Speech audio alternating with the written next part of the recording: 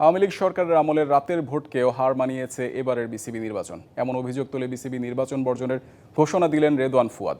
জামালপুর জেলা ক্রীড়া সংস্থার কাউন্সিলর ও ঢাকা বিভাগীয় ক্রীড়া সংস্থা থেকে ক্যাটাগরি 1-এর প্রার্থী ছিলেন ফুয়াদ। তিনি আরও অভিযোগ করেন, বিসিবি নির্বাচন হচ্ছে অস্বচ্ছ প্রক্রিয়ায়।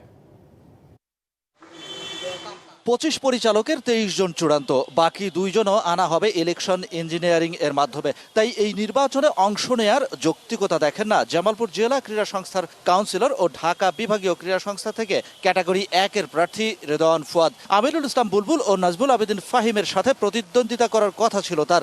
আমার প্রতিদ্বন্দ্বী 2 জন প্রার্থী সম্পর্কে বলতে চাই, ওনার উচিত হয়নি এই ঢাকা বিভাগীয়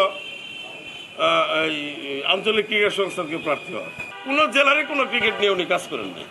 একটি অস্বচ্ছ প্রক্রিয়ার মাধ্যমে ঢাকা বিভাগীয় ক্রীড়া সংস্থার একটা কমিটির মেম্বার হয়েছেন এবং কাউন্সিলর হয়েছেন।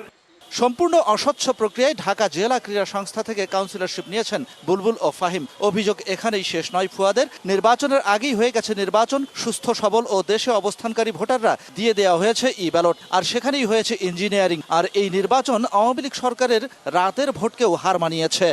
যারা সুস্থ, যারা ঘুরে ফিরে খাচ্ছেন, যারা কাউন্সিলর হয়েছেন, যারা হোটেলে বসে আমোদ ফুর্তি করছেন, তারা কেন এই ব্যালটে ভোট দিবেন? রাতের ভোট তবু তো ওরা ব্যালট বাক্স পড়ছে, সেটা আলাদা জিনিস। এরা তো সুকৌশলে এমন কাজ করছে, সেটা ব্যালট বাক্সেরও হার বানাইবে।